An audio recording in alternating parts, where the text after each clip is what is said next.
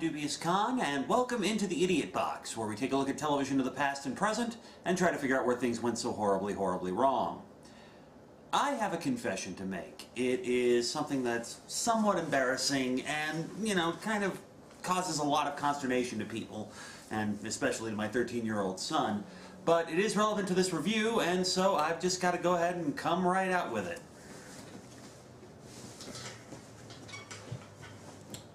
Yeah, I'm a brony.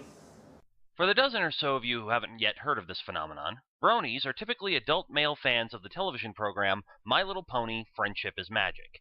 Of course, the term is pretty universal for any fan of the show, and needless to say, the fact that adult men like a show targeted for little girls means, of course, ridicule galore for not conforming to usual gender roles.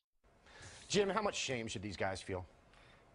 Probably as much as I feel when I do poppers and watch Japanimation videos. So zero. Yeah, zero, exactly. Yes. I'm proud of it. Open the window. No. Take a look. Yeah. Bill, there are worse hobbies for a young lad to have, like, terrorism. 50-50. Is it 50? Am I wrong? Bronies? Yeah. I don't know. That's on the edge, you know. But I come not to praise nor bury those who are understandably confused as to why guys like this show. I myself am a brony come lately, having jumped in at the end of the first season when I became curious about the attraction myself. And if you ask bronies and non-bronies alike, they all have their own theories as to why this show has touched chords with either gender. What is it about a show about 6 candy-colored ponies that has caused one of the largest cultural shifts in the last 10 years? What is it about this show that makes it so special? Just about any fan will cite the excellent writing, engaging characters, beautiful animation, and fantastic music as reasons why they like the show. But I've been doing my own thinking on the subject, and I think I've realized why it is that this show, despite being partially a marketing tool to sell toys, has the appeal that it does. The show teaches lessons about love, friendship, tolerance, honesty, loyalty, kindness, generosity, and laughter. And I discovered there used to be a program that taught these same values.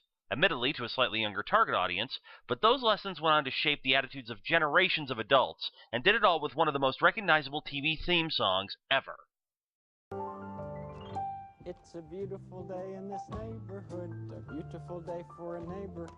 Would you be mine? Could you be mine? Yep, Mr. Rogers' Neighborhood. I'm not being ironic, I'm not being sarcastic. And to prove it, allow me to illustrate 5 reasons why My Little Pony: Friendship is Magic is the spiritual successor to Mr. Rogers' Neighborhood. Reason number 1. Catchy, uplifting music. Show me anyone who doesn't know the theme songs for both My Little Pony and Mr. Rogers' Neighborhood. Odds are you can spot both of them within 5 seconds of hearing the opening, even if you aren't entirely sure of the lyrics. Music is key to both shows, with at least one song appearing in episodes of both series. These songs can range from the heartwarming and uplifting, I knew he would be there for me, my big brother, best friend forever, like 2 peas in a pod, we did everything together. It's you I like. It's not the things you wear. It's not the way you do your hair. But it's you I like. to the completely random and seemingly pointless. I'd love to hear that. Anna, Prince, and Daniel. Anna, Prince, and Daniel. Daniel, Prince, and Anna. She's an evil enchantress, she does evil dances, and if you look deep in her eyes, she'll put you in trances. But through it all, the songs and music are integral components of both shows. Show me any kid under the age of 10 who doesn't like to sing, regardless of whether they do it well or not. Both shows cater to and enhance this need. How many composers have been inspired by listening to the music on either of these programs? Sadly, we probably won't know how many musicians Mr. Rogers has influenced, but do a search on YouTube or Bandcamp sometime for My Little Pony inspired music, and you'll find everything from one-shot songs to entire albums. Music is only the tip of the iceberg, though. Reason number 2. Archetypal, but flawed characters. One of the big problems with doing a kids show is that if you're not careful, you're going to end up with characters that are one-dimensional and boring. This was especially true of earlier generations of My Little Pony, and PBS has been littered with them for much of its history. Ah! Never do that again! Now, while Mr. Rogers and his neighbors didn't really change all that much, the characters we're more concerned with come into play in the segments taking place in the neighborhood of make-believe, which is where we'll see a lot of the similarities to My Little Pony. But one of the major things is that both shows feature characters that are interesting and likable, but also have some serious flaws. King Friday the 13th is a wise, caring ruler and husband, but he does have a bit of an ego problem when it comes to pointing out just who the hell's in charge here. Oh, yes, it does sound nice, but why is the prince always in the middle? I mean, you say Anna, Prince, and Daniel. Daniel, Prince, and Anna. Well, it just makes better musical form, King Friday.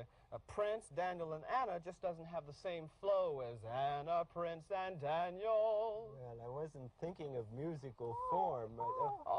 Rarity subverts the usual fashionista stereotype by being both an accomplished business pony and seamstress, but her own ego can get the better of her, especially when she has a chance to hobnob with Equestria's elite. I think I left the bathwater running in my suite. I really should go check on Opal. Is that Princess Celestia? I need to use the little filly's room. Can I get any pony more punch? I have to go to do the thing with the stuff, you know. What? Cocaine mallet? Cocaine mallet. Fluttershy and Daniel Striped Tiger, with their quiet and gentle personalities, would probably both get along really well, assuming their mutual crippling shyness didn't prevent an actual conversation from happening. I'm Twilight Sparkle. What's your name? I'm Fluttershy. I'm sorry, what was that?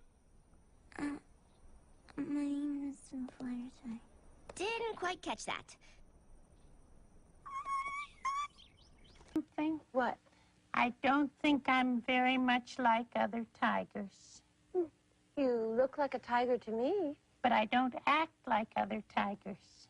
You mean you don't roar and growl and show your teeth and scare people? Is that what you mean? That's some of it. So? So it makes me feel bad sometimes. X the Owl is proud of his intelligence and book smarts. Unfortunately, this also leads him to think that he's the smartest guy in the room, and as such he should be in charge of everything. Now, Henrietta, you can't sing if your work suffers. I mean, I'm waiting here. Meow, meow, meow, meow, meow. Likewise, Twilight Sparkle is just as much of a bookworm, but she has a tendency to assume the worst if things don't go quite as she planned or read about. What if she doesn't forgive me? Yeah, I don't think she... What if instead she starts thinking I'm not taking my studies on friendship seriously? Why would she? What if she makes me come back to Canterlot and puts me back in school and makes me prove I've been taking them seriously by giving me a test? What if I don't pass? Well, why wouldn't you pass? She's my teacher. Do you know what teachers do to students who don't pass? They send them back a grade. But she won't just send me back a grade. She'll send me back to... Magic Kindergarten.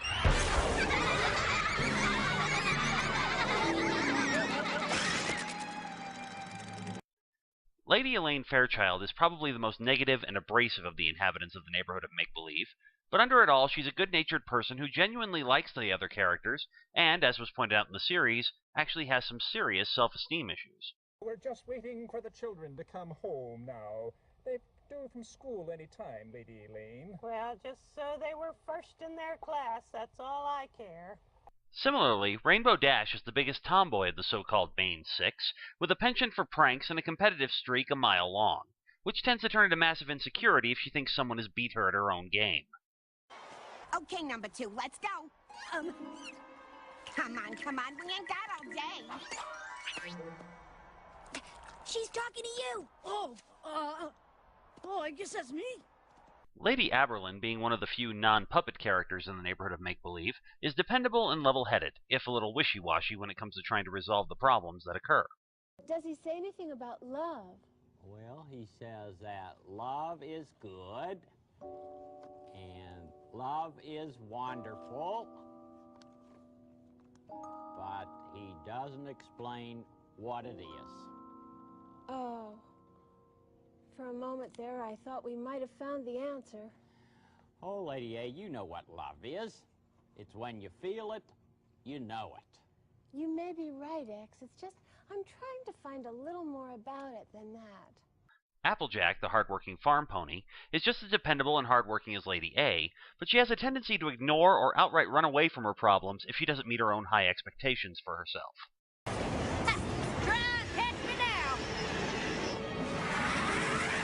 Nuts.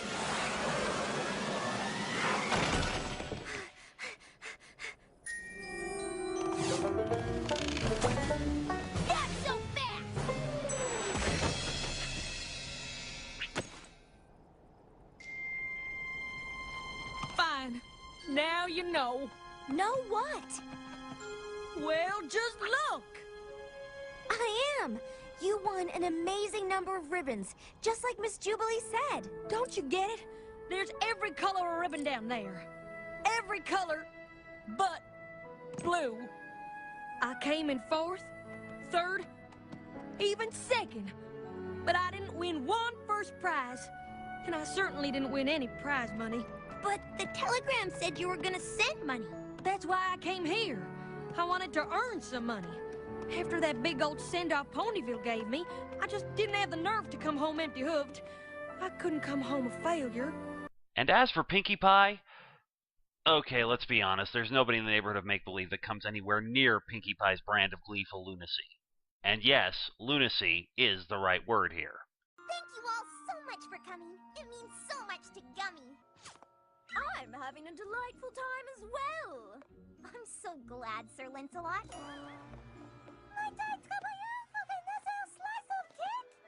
Anything for you, Madame Laflower. I'm just glad none of them ponies showed up. Oh, they're not so bad.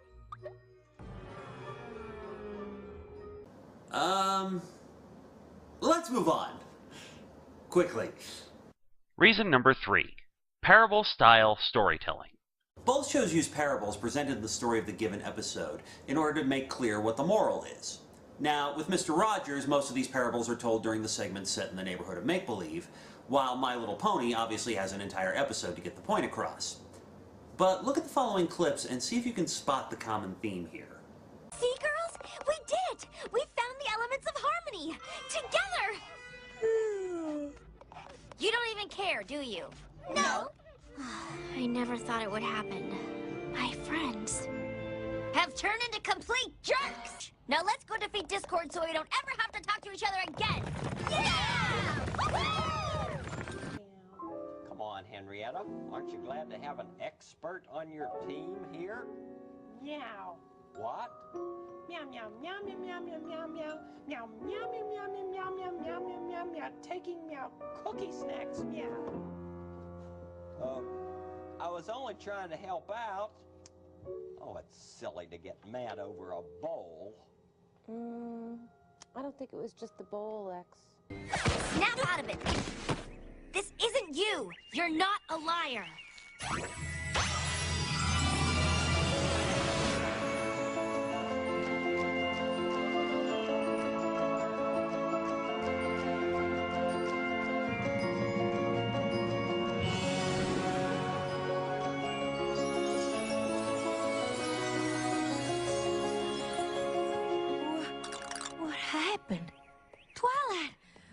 I saw a vision of us feuding and fighting. I couldn't face the truth, so I started telling lies. Can you ever forgive me? I already have. Come on!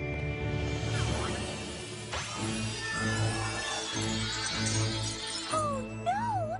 Twilight, Applejack, I just had the worst dream. What do you think you're doing? Get away from my gem! Get away!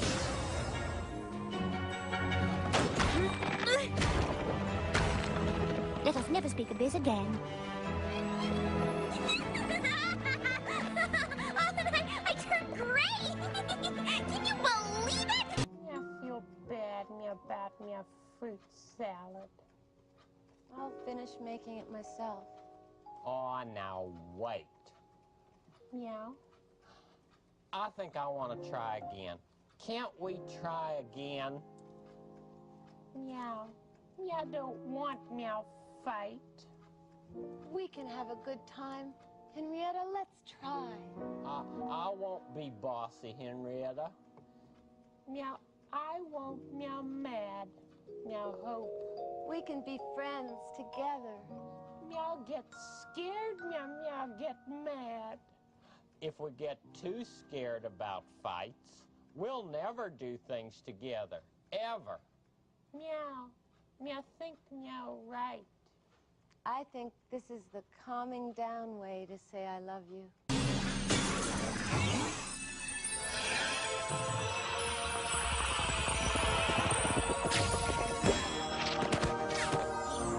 I'll tell you what we've learned, Discord. We've learned that friendship isn't always easy. but there's no doubt it's worth fighting for. Ugh, gag. Fine, go ahead. Try and use your little elements, frenemies. Just make it quick. I'm missing some excellent chaos here. Despite the fact that it's done in two completely different ways, the core parable here is the same.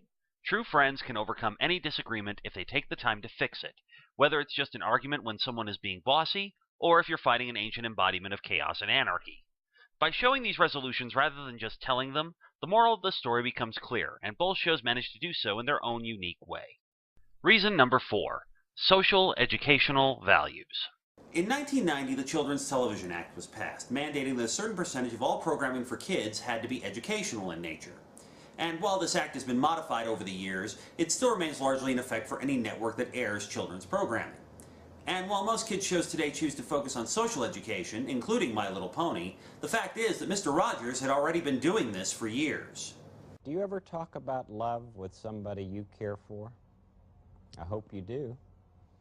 People who make each other angry can often still love each other very much.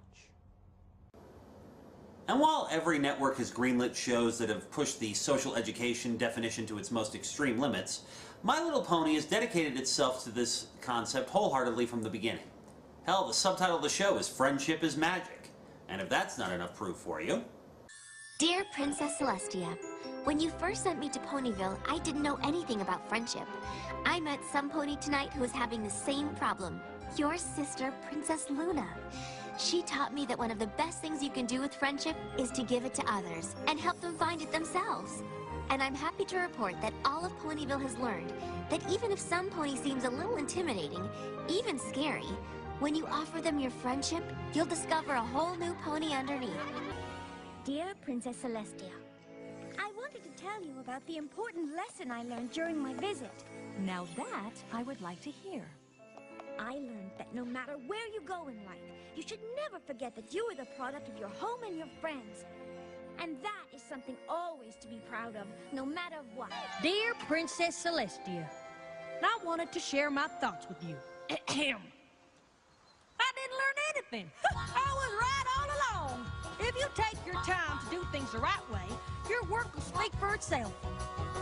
Sure, I could tell you I learned something about how my friends are always there to help me, and I can count on them no matter what. But truth is, I knew that already too. It's this devotion to the social education of kids in a manner that doesn't treat them like idiots, as well as providing some useful information relevant to the stories that they tell, that sets both shows apart from other kids' shows that ostensibly teach some of the same lessons. Reason number 5. Morality.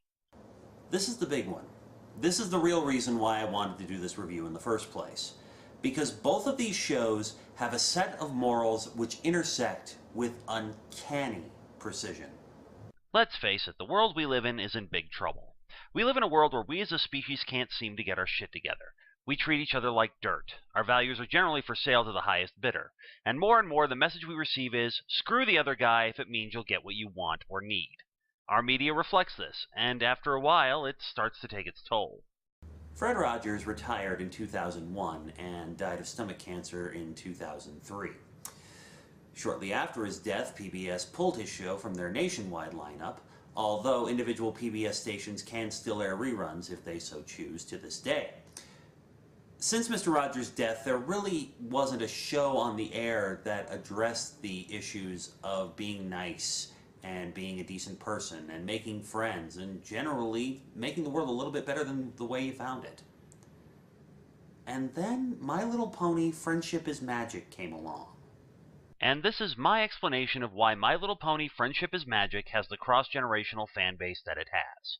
Because somewhere, amidst the stories of dressmaking, royal balls, looking for cutie marks, battling evil, and psychological breakdowns, there's still the core values taught to us by Mr. Rogers. People are basically good. The world is a great place to live in and explore. Imagination can take you anywhere. Hard work is rewarded, and there's nothing that you can't get through when you have your friends at your side. And that's something I think we can all get behind. Now, I imagine the real question a lot of you have at this point is, would Mr. Rogers have approved of My Little Pony Friendship is Magic? I like to think yes, and no. While I'm sure he would have appreciated the message behind the show, the fact that it is tied to a toy line probably wouldn't have pleased him. Not only that, the writers and animators on My Little Pony have shown that they aren't above a few moments of what Mr. Rogers once termed animated bombardment. Twitchy tail. Twitchy tail? Twitchy tail! Hush, Spike. We can't let Pinky know we're here, remember? Someone's gonna fall! Something's gonna fall! Run for your lives!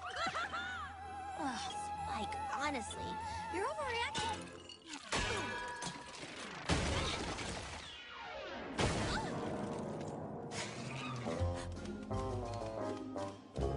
So would he have approved? Probably not.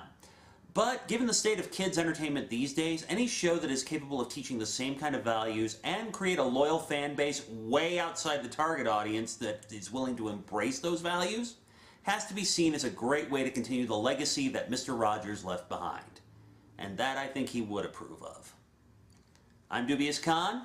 Join me next time for another trip into the Idiot Box.